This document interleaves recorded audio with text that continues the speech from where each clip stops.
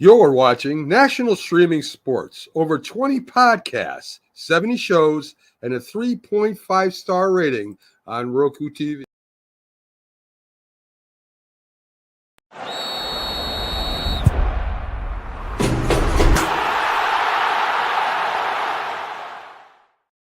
Introducing National Streaming Sports, live and on-demand sports talk programming that you can access 24/7. For the premier sports talk experience, tap into our Roku channel. Start your mornings with Mac and Jack covering all the weekend sports action. Then pour a cup and enjoy all the sports you can drink on the Coffee and Sports podcast. At midday, talk sports from east to west on the Coast to Coast podcast. Followed at night by some hot girl talk with Prim and Proper Sports featuring Sonia Pearson. Talk boxing on the Gloved Fist. Yankee fans tune in for Start Spreading the News.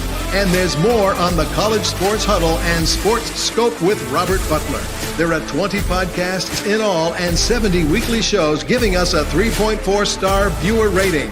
To find us on Roku TV, search for National Streaming Sports on the Roku search bar. Click on the logo and you're in. National Streaming Sports, live and on-demand sports talk for America. Good evening and welcome to our midweek National Streaming Sports podcast. In honor, of course, of our friend Matt McGrath, I'm joined by Keith, James, Mike, Bo, and Brian. Good evening, gentlemen. I hope you all are doing well tonight. Good morning or good afternoon. Good evening. Good afternoon. All right, and good afternoon, everybody joining us. You guys make sure you download the Roku app so you too can be in the know when we are live with sports 24/7 sports without the cost of cable. And good evening to you, Monkey, our first commenter of the evening. He wanted to make sure he got on here way ahead of time. Also, to TC915, thank you so much for joining us. Both Monkey, no worries about the early notifications. We appreciate you both joining us tonight. All right, guys. So, of course, the NBA playoffs, lowest viewership in 18 years. Seems like longer than that. But Pacers and Thunders in a must-win situation right now. Whichever of the teams takes tonight's lead, looks like they will probably be the team forecasted to win. So, even though a lot of people thought that the Thunder would take this thing and run away with it, maybe the tides will turn. Your thoughts? I mean, there's a couple of things going against them. One, the Pacers haven't won a game 3 this postseason. So, if they're going to drop a game, it's probably this one. But, I mean, let's be honest. OKC does everything the Pacers do just a little bit better. It took a OKC meltdown for the Pacers to win by a point in game 1. And OKC handled business in game 2. So, do I think the Pacers win the series? No, this is probably 6 games. I would bet the Pacers steal one more, but this is OKC's to lose. Yeah, you guys make sure you send some stars to Keith Engel here, TGS Sports Talk. He's our podcast extraordinaire, and I think you are now down to the 70s now for your retirement, Keith. Is that correct? Today's 79? Is today 79? 77. 77. Yes, so y'all make sure y'all send him some stars because this is going to be his only source of income. Yes, I'll have a tin cup and yeah, that's right. banjo or something. A banjo, yeah. I was literally thinking of banjo. Keith, while I got your attention here, what are your thoughts on this? I mean, like Bo says, the Pacers never win that third game. I don't know whether that's a trend or just a coincidence. It's hard to say. That's it's an interesting stat, though. One thing I don't like, and I've never liked, they were on a great scheduled the NBA playoffs. Play a game, off a day, play a game, off a day, play a game. Yeah. Now we're back to 2 days between games, and I think it throws these teams' rhythm off a little bit. I think the Pacers would have had a better chance to be up 2-0. I have no way to know this. It's just my conjecture. If they stayed on that same pace that they've been playing, and I think it benefited OKC getting that extra day in between. Halverson's hurt, and Pacers say it's not limiting his play. He can't even walk around, off the stage during the interviews. There's some issues there, and if he's not going to be 100%, and he plays like he played in game 2, and he's played some games like that in the playoffs and come back with a big game, they can't survive without him with his A game at all against this team. So I think they will go as Halverson goes in this series. Could still be 5 games. I thought this would be 4 or 5 game series for Oklahoma City. If the Pacers are going to win, I thought it would have to be a 7-game series, and I think it still probably would be that. They're gonna need to go on all cylinders to beat this team. They can throw a lot of horses at you. Yeah, Tip, of course, you talked about this a little bit on your show. Was it this morning or yesterday morning, the tipping point? What are your thoughts on this game? I mean, it's definitely going to be a different dynamic now with him having this injury, clearly. I mean, Tyrese Halliburton is the heart and soul of the Indiana Pacers, right? Like, as he goes, that team goes. And I know whenever you're watching game 2, you hear Richard Jefferson and everyone say he's got to step on the gas. He's got to insert himself more. As the point guard, the only way you insert yourself more is if your teammates are actually getting buckets and stuff like that, right? Pascal Siakam didn't have a big game. Nembhard didn't have a big game. The Pacers need everybody to be playing out of their minds to have a shot in this series. To counter back what Bo said about, Indiana not being able to win a game 3, and the last 2 series, neither has OKC. They lost to Denver and they lost to Minnesota in game 3 as well, right? So we're not talking about these 2 teams being really able to bounce back. The one thing is OKC just seems to be the more dominant team. But if you're telling me in the 4th quarter, whenever Indiana was down by 15 points, there wasn't something in your head that said this team can come back, you're lying to yourself, because we saw them come back in game 1. Like there's always going to be that possibility. That's what's going to make this series to me so much fun, even if it is a short series. It's the fact that you could sit there in the 4th quarter now of a blowout and say Indiana has a shot here. Like they legitimately have a shot to even win the game. That's what's going to make the series fun, even if it's short. Yeah, that's what I was thinking too. Strilla, you agree with that? I mean, really what you got to look at is one thing we're going to look at in this game is when SGA sits down, for some minutes, that's when the Pacers start doing their thing. So look for that. I mean, I still think they're going to win in 5. That's just me. I think, the Pacers gave them their good shot in the first game. It surprised a lot of people, but it was going to come one of these times in one of these games. I didn't think they were going to get swept by any means. Indiana's a very good team. They're just not as good as OKC. They're not. Good evening. Yeah, good evening to you, Richard. J-Train, I know you've been really banking on Shea Butter, SGA, this whole series. I mean, is he have enough in him to still play smooth enough to get this done? Well, one, I mean, I said this is going to be a 7-game series. I'm still sticking with that, and I think that Oklahoma, look, they're tough, and I like what B. Strilla said about them. And it's just they're homegrown. They got SGA. SGA is he's just tough to guard. But even defensively, you saw the last game. There was a clean strip that he got on Halliburton. It was beautiful actually when he took it away from him. They're just defensively sound and they're offensively sound. So it's just hard. But I think both teams, one of you guys, I think it was a Bo that said that they're evenly matched, but one is just a little bit better.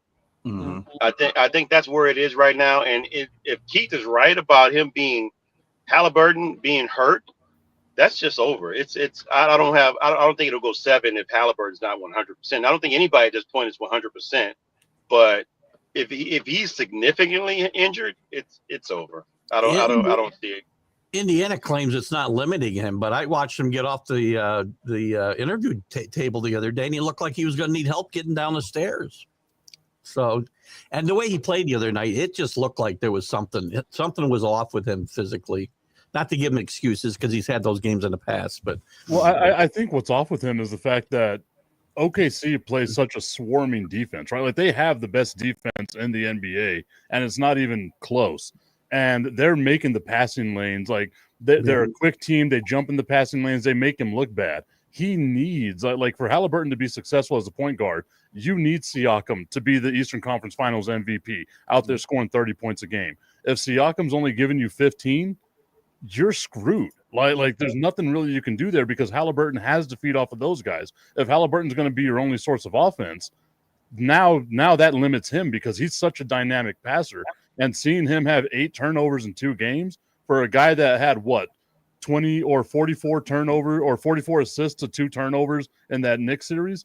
Like, we're watching him just be playing out of his element, but that's because OKC's defense is so much better than everyone else's. It doesn't seem like he's getting a shot off way too early because they know they're coming. Instead of waiting for him to get there and look for the open man, he's just throwing the ball up before they can get to him. It looks like that feels like the whole Pacers team though, right? Like Miles Turner was shooting. What was it like? It was 6 feet behind the arc, man. It's like you're 7 feet tall. You probably shouldn't be doing that shot. I know you're okay at shooting threes, but no one was around you at that time. You could have probably stepped into one and gotten a better shot off. It's just OKC's defense is overwhelming.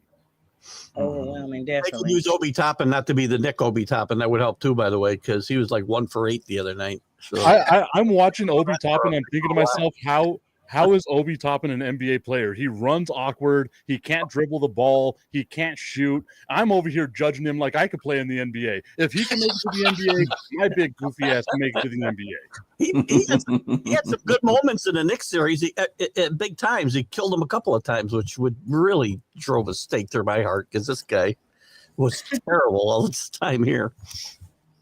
I mean, speaking of a stake driving through your heart, I guess it's about time to go ahead and go off the rails with it.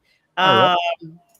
I mean, this is a series that we're just like, it's just a mess series. Only Pacers and Thunder fans are watching this game at this point. No one else is really paying attention. We're all looking for maybe the last quarter of the quarter, which is of the whole game, or we're just looking at the recap on Sports Center or ESPN or what have you. It's just Yawnsville for me. If you like basketball, this is a great matchup. Both these teams are fantastic. This is a basketball lover's like dream. I'm watching every second of it, but that's also because I watch the G League. That's how much I love basketball. Yeah. Right? But I can understand why people are like, it's OKC, it's Indiana, it's not sexy, right?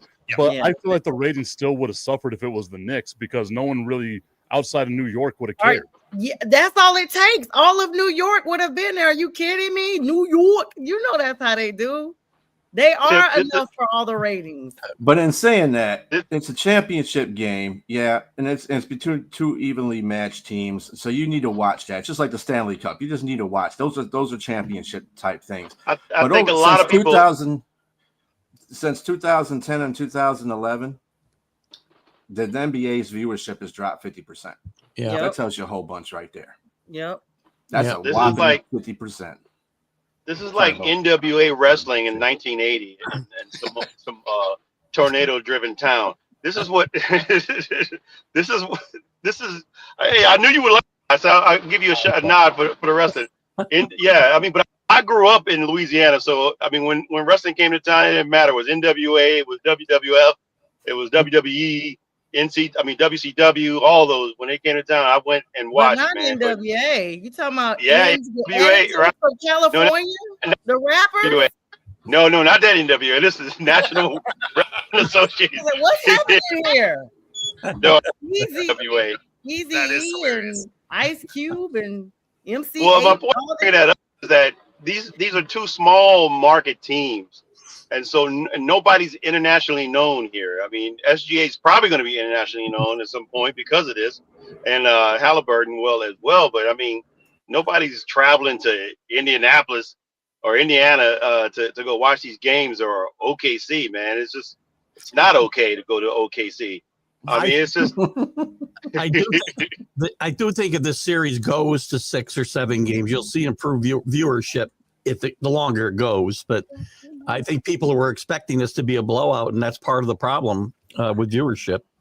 I think part of it also comes down to the NBA itself, right? Like you have the MVP of the league and the league's best team going up against what's a great Cinderella story, and you haven't been able to market that. You had 5 days between the Eastern Conference and Western Conference finals and the NBA starting. You had 5 days to make us care. And all you spoke about was the Knicks fired Tom Thibodeau.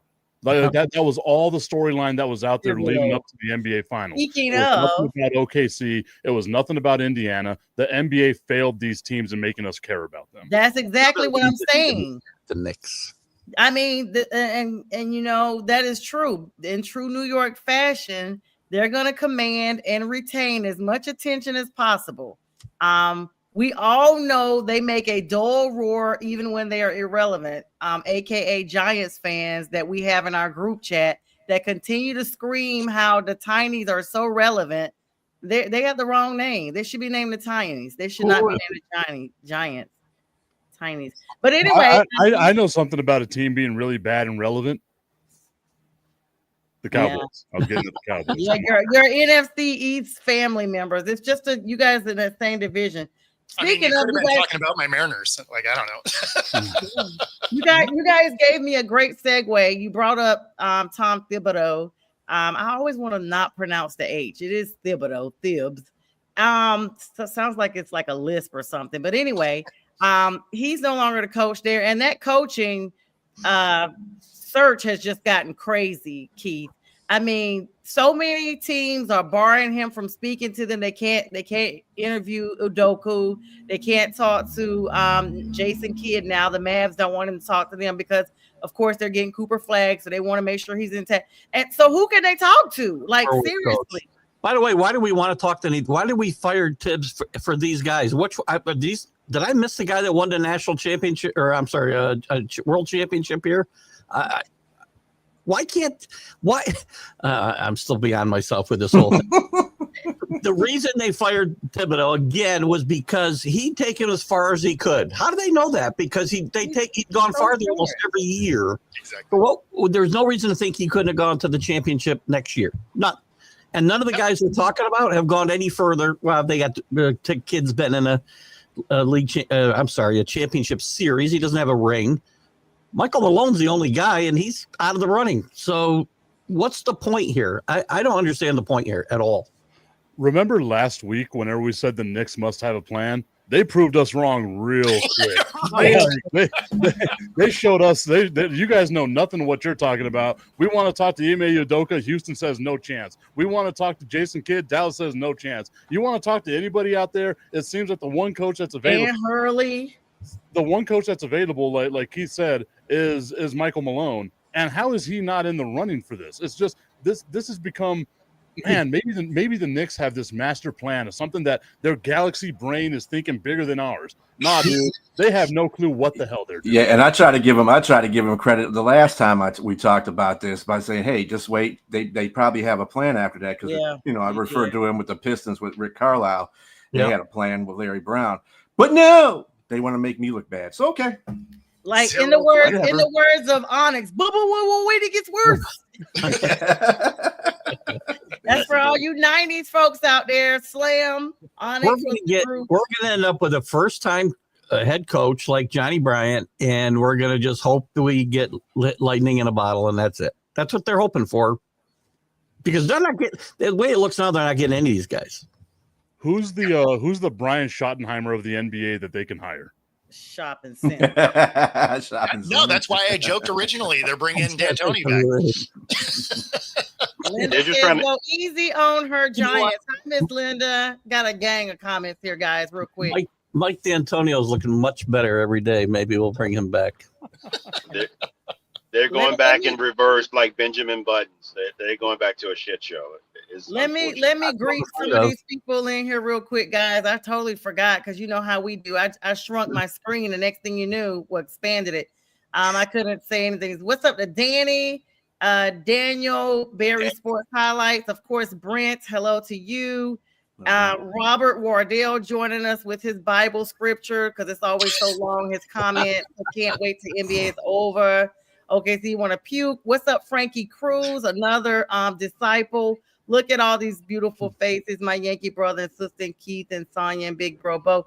Thank you, Frankie. Hello to Kenny, 49ers. He said boo for Bo, I guess. Robert Wardell. Candy, thanks for joining us as always. These are all Bo's people, by the way. Because you can tell when Bo's in the room, it's like Judgment Day. Everybody's here. What's up, Kenny, 49ers? And everybody's basically talking about. Danny says Keith Angle cares about the Knickerbockers, so we got to be nice. Of course, Monkey again, and Kenny saying that they're rigging basketball. And of course, we want to make sure we're greeting Miss Linda. So glad to see you on tonight, Linda. And of course, Jonathan Holloway, good evening to you. Okay, I think I finally caught everybody up. All right, so listen, Monkeys. I mean, as a Sonic fan, I agree with the sentiment. Yeah. Okay, all right. So as we segue from that, let's talk a little bit of MLB news. Denzel Clark. Oh my goodness. Catch of, since Willie Mays days. Jack and I were talking about it this morning.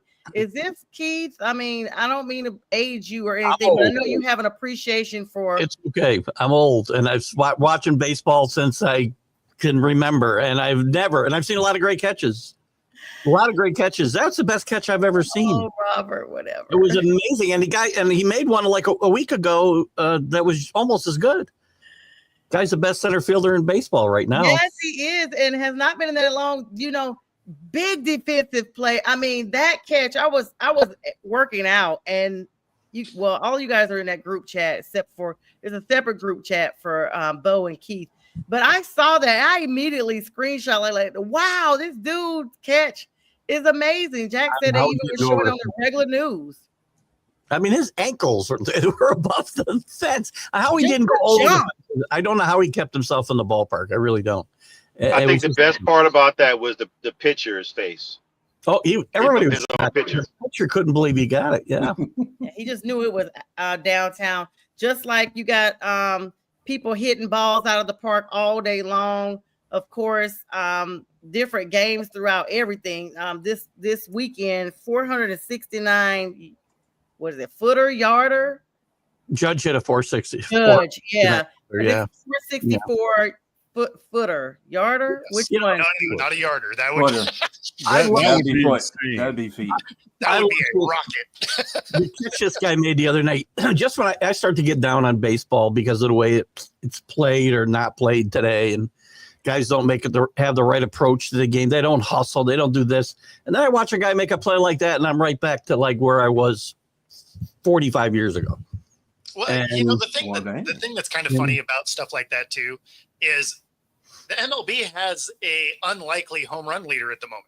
Like you're used to seeing Ohtani and Judge, and our catcher, Cal, one of the least athletic looking dudes. Great story though. Great story, Bob. Just yanking him out. He's a superstar. He's hitting what's he hitting? His lifetime batting average, he's got about 210. He's hitting about, 270 or something? So, yeah, I mean, a career year, no question. Yeah, he's just turned into a superstar overnight.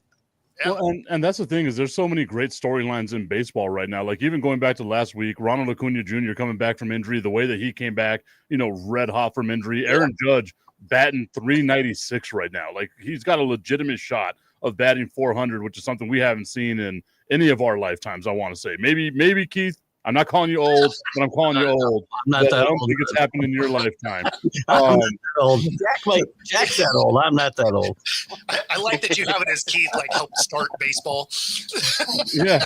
Yes. I mean, but Keith remembers whenever Cy Young was out there just throwing that spitball, man. It was a fun time. Glove on the field for the other guys to use when they just threw them down.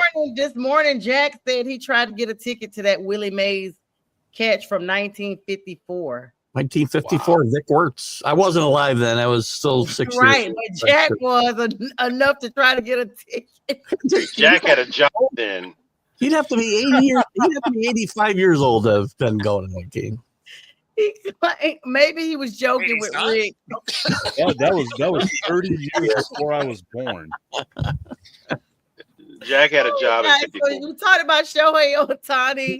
Of course, through a bullpen session with a return to the mound before the All-Star break, considered a north of zero, so good for him. Roman Anthony, MLB's top prospect, made his highly anticipated debut for the Red Sox. Everybody's been looking for him. Getting his first major league hit in his second game. His family was there. That's pretty big. First hit in the league. Congratulations to him. And I know you guys got something to say before we switch over to NFL. Go ahead.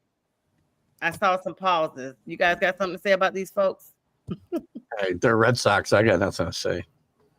Absolutely You nothing. see what I'm pointing to, Let's right? move over All to this news, ain't nobody talking about, Who's the National Everybody League, the National Tigers. League leaders right now with the Tigers. And they're yes, still the burning. Tigers. Oh yeah, the Tigers Baseball. exist. Yeah. Yeah, just like the Mariners. No, exactly. I like the Tigers before the season. I will say that again, Bistro. I think they're very well managed, and they've got a lot of guys to like on that team, and they got a really good rotation. They got a lot of things going for them, that team. I thought you were just going to say they were very well mannered. Well, nobody's about well the- managed. Their coaches, about- their managers well mannered. Talking about the storylines, Torkelson has been a very big storyline here. Huge. Dude has been just cranking balls out. The dude he's hitting well. He just needed, you know what? There's a guy they probably rushed to the majors, I think, a few years back, right? Wasn't terrible, but then had a really bad second season, and he needed that time to get his head right. And you see what can happen. He's still a young guy. Be right back. Yeah. Skip will be right back. I just saw his message. He needs to take care of something. But all right, so it's our favorite. And Rob, down here was swept by Arizona. This is the normal roller coaster we always ride. I wish that it had like different peaks and valleys, but we ride the exact same ride. It's like you go back to the same theme park and there's 45 roller coasters, but you only ride the one. And, we've been riding the same one forever. I mean, if there was any other good thing about the Mariners, Kirby is in some rare air. He threw his 500th strikeout, 68 walks in his 93rd start. The only other person since 1901 to have those types of numbers is Greg Maddux. So not terrible people to be around. He's only 4,600 behind Nolan Ryan. That's not bad. Hey, Bo and CBS Top 10. No one's going to catch that guy. Okay, well, CBS Top 10 put out there. They said that the Mariners are the top 10. Well, they're 10th. But they're the top what? 10 Top 10 rankings. Are they smoking? What? Like They were before the last Well, what's- week and a half. They might have been, but But not. what's funny when I was looking at those rankings too, it's like 3 American League teams are in the whole top 10. All the rest of it's National League. It's like, wow. well, the Braves actually snapped their losing streak. We snapped our losing streak, 7-game losing streak that we had by beating the Brewers on Monday. However, we did lose the next game in the series 4-1. The Braves are currently in 4th place in the NL East with a record of 28-38. So we're coming back 14 and a half games behind the division leader, New York Mets. Coming back. Coming I back. said, I love the optimism. I said the Braves shouldn't panic when they were 0-8, but now they should panic, by the way, because they were up to 500 and now they're 10 games under 500. So Well, now AJ Smith-Shawver had Tommy John surgery, so you got to think about that. Of course, like Tip was mentioning earlier, Acuna is just coming back. So, those are big places, big people, big places to fill. Craig Kimbrell basically electing the free agency. That's the, whoever, whatever. We really don't care. That was a little weird to bring him up to get, pitch to like 4 batters and then cut him. It was kind of weird. I don't know what that was all about. Yeah, and Spencer Strider is also back. So, with him and Acuna back from injuries that affected him most of last year, it's time to show improve, basically. They better go to the whip. But Strider has lost all 5 of his starts this season. So, I don't know. The catching conundrum, it's a lot going on with the Braves. Anybody else got any baseball news to talk about? I got a quick rant before you get off MLB, and I'm going to talk about this a lot more on my MLB update, and I'm sure I'll get into it on the Sunday Stream of Consciousness. Major League Baseball has got to stop interviewing guys while the game's going on. Yeah, what is up with that? They could just stop this. Teams could say no more of this. These guys are getting paid $10,000 individually to be mic'd up for these games.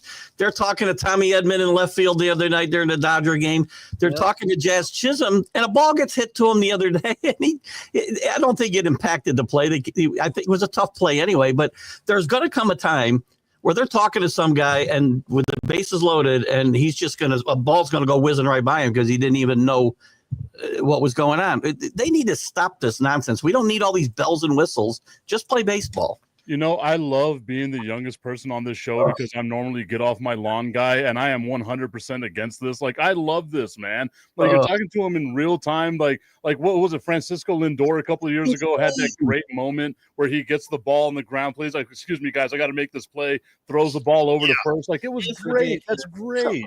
They need to focus on the game. I don't like that in any sport, actually. That's so goofy. Don't do it a real goofy. Don't. I agree with Keith. Just play the game, man. Yeah, that's what I'm saying. Like it's and I'm like that with any game. I don't care if you're snatching a coach up during halftime.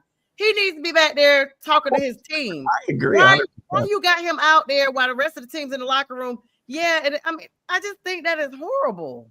And there's no wonder they give generic communication when they do talk to them. The coach is like, yeah. So this is what we're gonna do. Yeah, all right, see you. You got 27 outs of people just standing there for 3.5 hours. The least they can do is have a 5-minute conversation. I'd rather see the game go away than this thing turn into professional wrestling. I'm sorry. Well, let me tell you something, brother. I like it the other way around. He only wants beefy men. Hey, Big Show, you're going nowhere. He only wants beefy. Yeah, the Big Show. Well, it's the Big Show. You give me 2 big beefy men, brother, and I'm a happy man. Not the beefy men thing. There it is. Oh God. Oh yeah, Macho Man Randy Savage, Hogan. Yes. Speaking of not macho men, or are they? The mini camps have started now, mandatory OTAs, and fines have started to be assessed to several key players who are still holding on to the last shred of hope that they will get a chance to get their contracts extended with more money. What's up, Danny? All right. Snap it to a Slim Jim. TJ Watt, edge rusher of the Steelers. Trey Hendrickson, of course, still holding out for the Bengals. Terry McLaurin, who I didn't know about until a couple of days ago, of the Commanders, wide receiver, now holding out. Jalen Ramsey, I saw it earlier. He's now not reporting to minicamp for the Dolphins. And Jonnu Smith, the tight end for the Dolphins. So they got folks still holding out. A lot of rookie holdouts because they're still thinking they're going to make the thing. Shamar Stewart, who was just taken in the draft, he's not participating in any on-field activities. Just a crazy mess. All because he feels this like time. They don't need last this year. Yeah, it's crazy. And so now you're subject to fines that could add up to over $100,000 if you miss all 3 days. And they end up giving all those back anyway. Like, they very rarely actually spend that money. The one that doesn't make any sense. What are the Steelers doing? You're not paying a quarterback. Just pay the guy. TJ Watt standing out is going to be crazy. No, but that's what I'm saying. It's like, what are the Steelers doing? You're not going to pay this guy, right? Like, he's what makes your defense go. You don't have a big payroll on a quarterback because you just don't believe in quarterbacks, apparently. And, so what? You're paying Rodgers 13. Pretty sure that's about as cheap as you're going to get one. So, well, what are you doing? Like, everybody else has payrolls that you're just like, oh, okay, I kind of get it. But I don't know. Like, that one doesn't make any sense. Can I give you all my conspiracy theory? Let's go. All right. So I think whenever it comes to the 3 defensive names that we have out there, right? We got Trey Hendrickson, we got TJ Watt, and then we have Micah Parsons, right? These are the contracts that we're talking about getting signed. All they're doing is they're waiting for somebody to blink. As soon as one of those guys signs a contract, the other 2 guys are going to sign their contract because that's just the way that it's going to go, right? It's more than likely going to be TJ Watt because, like you said, Bo, the Steelers have money. They're not spending it on somebody else. You don't want to alienate the fan base, and he is literally your entire defense. So you want to make that guy happy. As soon as he signs, Hendrickson and Parsons are going to get their contract. Yep. The one to me that's going to be the most concerning, like if I'm a fan of this team where I'm the most concerned, is with Terry McLaurin, because Washington's offense is basically Terry McLaurin. So if he's not there, that's going to create an issue for a team that made a deep playoff run last year that I think is going to be a little overrated because people are going to expect them to make a deep playoff run again this year. If Terry McLaurin's not there, that's going to cause huge issues for the Washington Commanders. I mean, that's a huge. That's another one where they can pay the guy because they're not paying the quarterback. But they've only got $21 million in salary cap. Like, they don't have a lot of money to be able to pay a bunch of dudes. Yeah. So, but the thing is that's true for this coming year, but you can finesse a contract. Like if he's your guy, you're going to give him the bank. Like you can make that work. 31-year-old wide receiver. I mean, he's going to get paid. He's going to get paid. If coming off the season like he did, I mean, he's not going to get like Jamar Chase money, but he's definitely going to get paid. But that's what the rumors are talking about. That's what he wants, is the Jamar Chase type money. He knows he's not going to get that. He's just He going to get sit out. that money right on up to Chase Bank because he ain't getting it. No. Go ahead and start high, and they know they're going to negotiate somewhere in between. He's going to get paid, but he's not going to get that money. Not at all. Not at being 31, like you said, but he knows he has some leverage to get another contract. He can get a contract now because he's the best thing on that offense. De'Ami Brown is no longer there, so the other kid that was stepping up, he got picked up by another team, and so he's going to get paid. He's just not going to get that money. He's going to get a mid-tier contract. And with Washington, I mean, I know they're gonna pay him, but. Is he? I mean, you got Jaden Daniels. Do you think they're going to put a lot of faith in Jaden Daniels? Jaden Daniels makes things happen back there. I mean, but you got a guy. Terry might not be the best thing on the offense if Jaden Daniels can make things happen. Yeah, because you would know. Scary Terry, the guy was making him look good. You see, he had 3,000 plus yards. Scary Terry was a bulk of that. So I mean, somewhere for the ball for sure. Exactly. There's no way you're gonna And then what are you doing to your quarterback when you if you don't pay him, you're taking away some of the confidence of your quarterback, specifically a guy that you know that you can rely upon. And you lost a player. You got what's the guy from San Francisco? Debo. But Debo's broken down, man. I'm not really expecting him to be. He's not a true number one. He's not a true route runner. Scary Terry is. He definitely is an excellent wide receiver. So they're gonna pay him again. He's not gonna get paid the top money, but I'm thinking maybe like 17, 18 million a year. You probably get that for 2 or 3 years. Afford it. You can't pay your own running back there in Buffalo. Yeah, they done snatched up who was it? Shaq Thompson, B. Striller. You told me they done snatched him up from Carolina. So focus on that, monkey. He's only played about 4 games in 6 years, hasn't he, Shaq?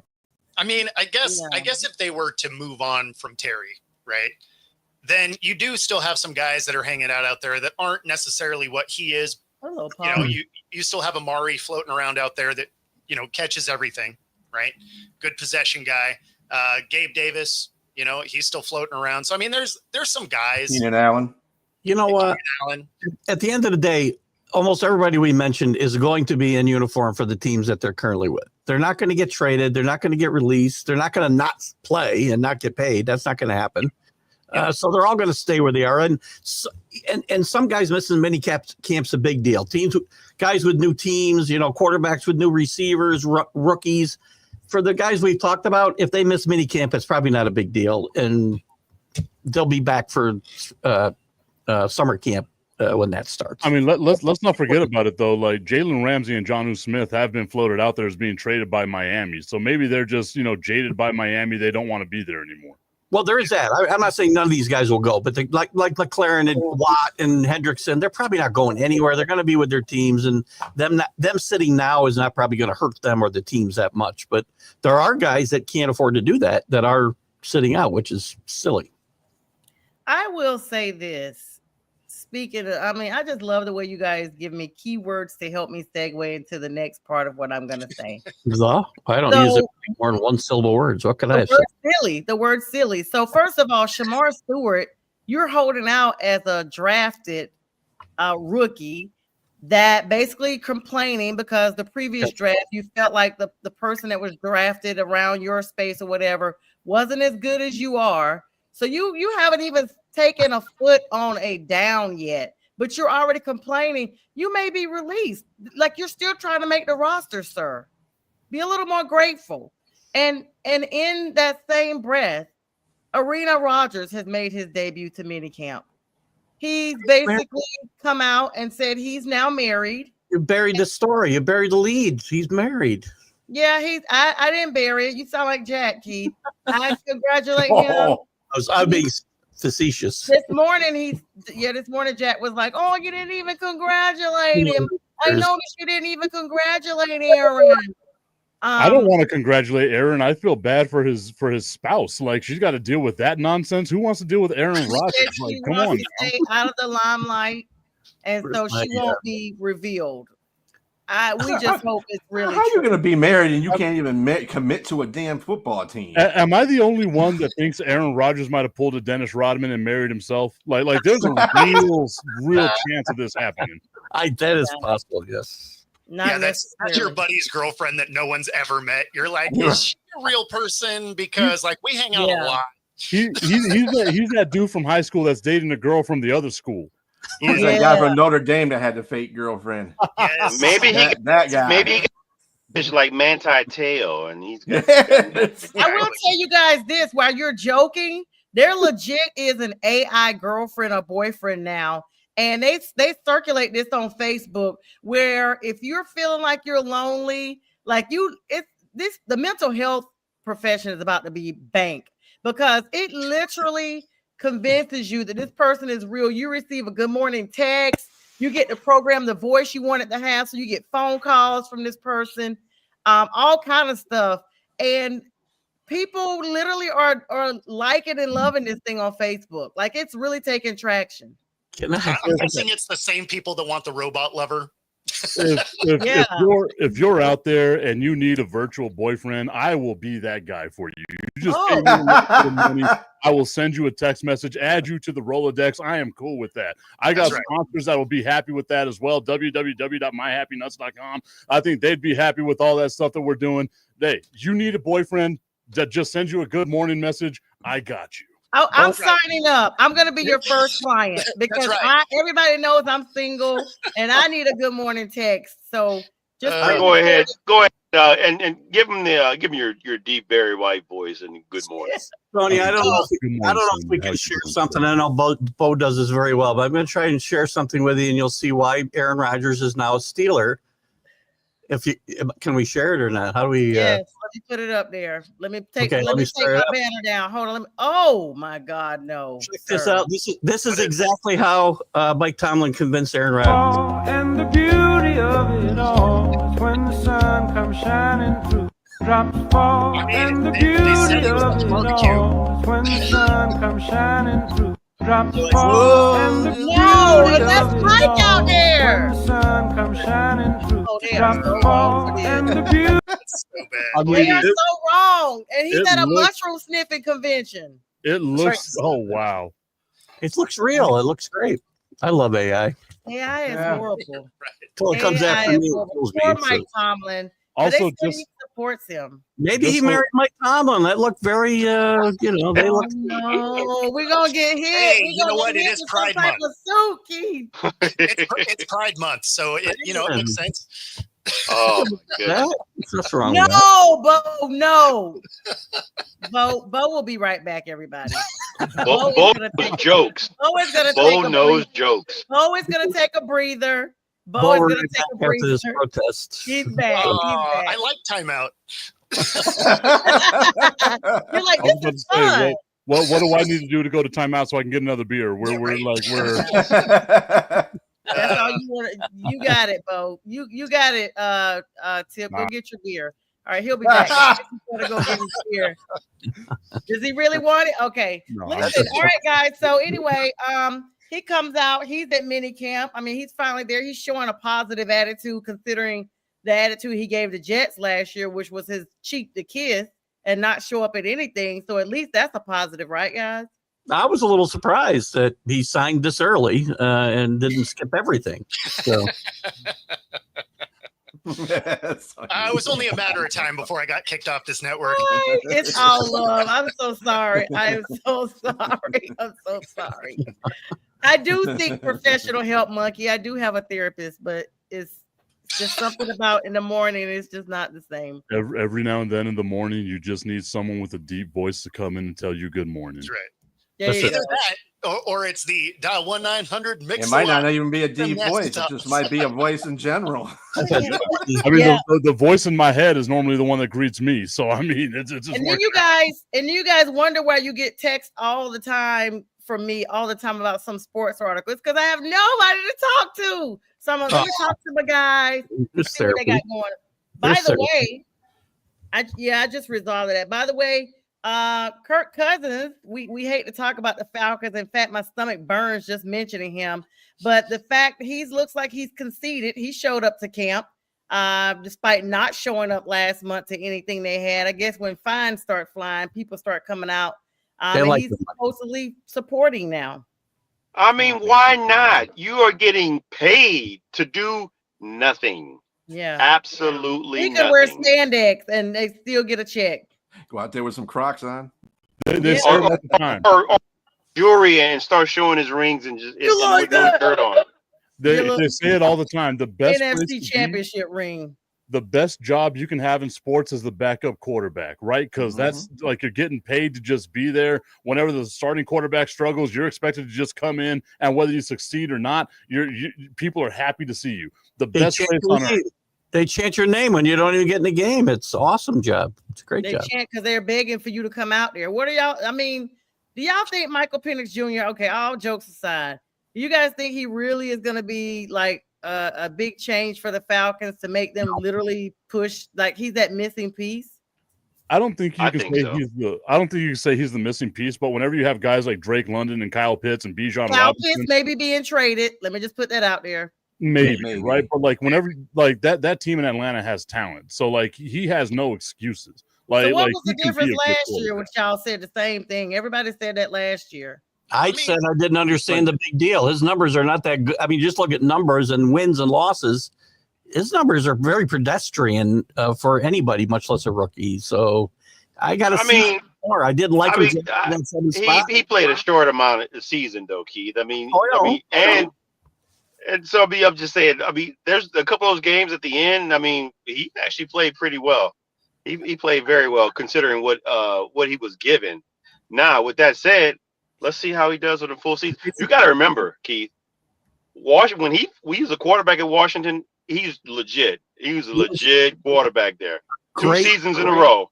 Great college quarterback. There's been lots of great college quarterbacks who did not make it this level, and I don't think Michael Penix will.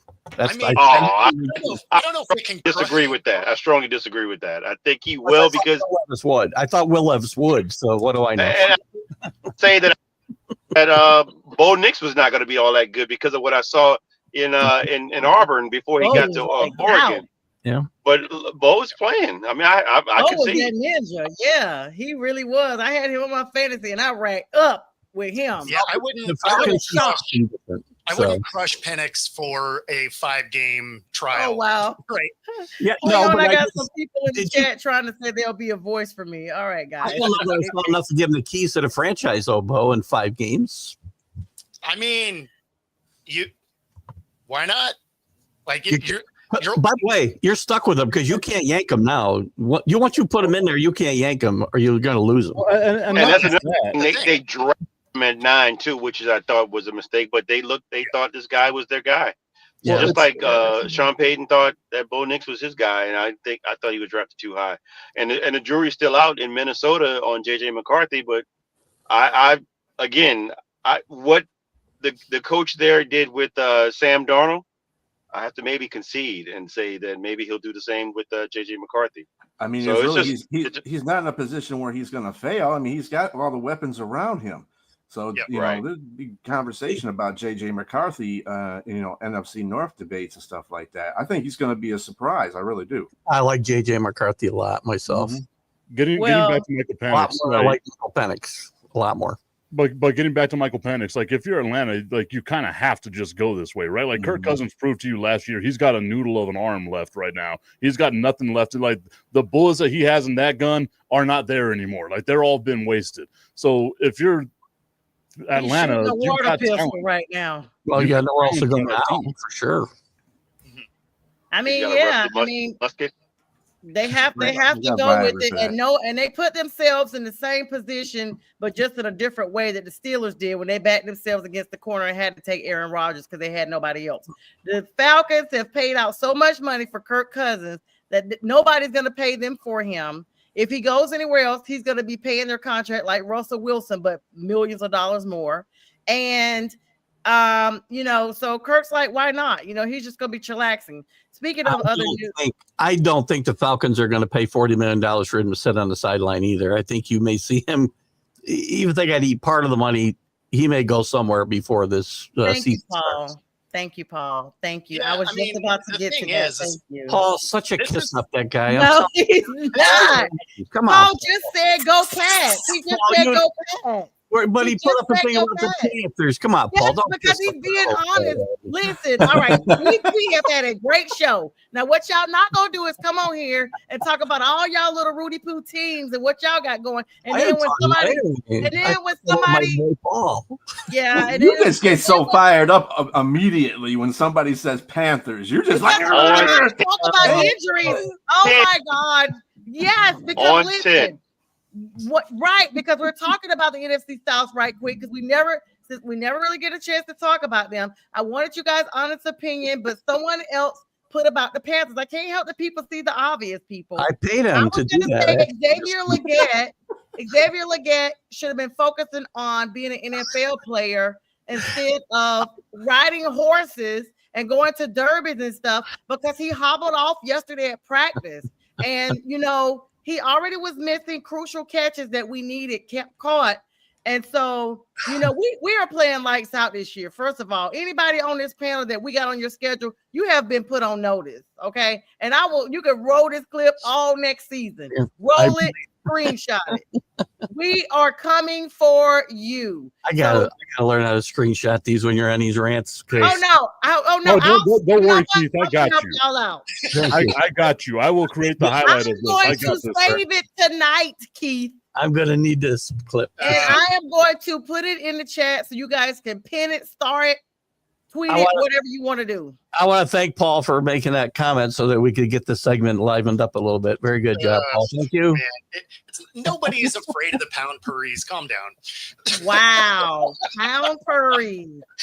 There's the plucked hawks who have Paul, not just had say one that feather. Who have not had one feather since Russ left. He took the danger with him. All right, guys. So anyway, a lot of people are getting injured at mini camps, OTAs, all this stuff. And for the long haul, let's just, as we have a last few minutes here, let's go around the panel. I've already talked about my champs here. Next in line can be Strilla because he's been quiet all the way, all the time. Strilla, what's going on in the Lions mini camps? That's right, B. If you could be quiet, that'd be great. He's been quiet for this segue, If you just a can be little quiet. Yeah, if you can just be quiet. Nothing really going on in the Lions minicamp. Of course, Ragnow retired. That's a kind of a big hit on our offensive line as far as center and skill and veterancy. We do have probably Glasgow will probably take his place, but Glasgow is a way bit of a downgrade than Frank was, but we'll get over it. I mean, we got a good offensive line anyway, so it just has to come with the territory. He was going to retire anyway. He had that toe. When you're playing with bad toe, that constantly is killing you. You got to take shots to get play to play on that toe. Yeah, I think it's time to retire because you can't do your position well if you're constantly in pain. Especially offensive line, you got to use your toes. You got to dig into the turf, get them blocks, push all with your toes. But everything is pretty copacetic in there. Alex Anzalone,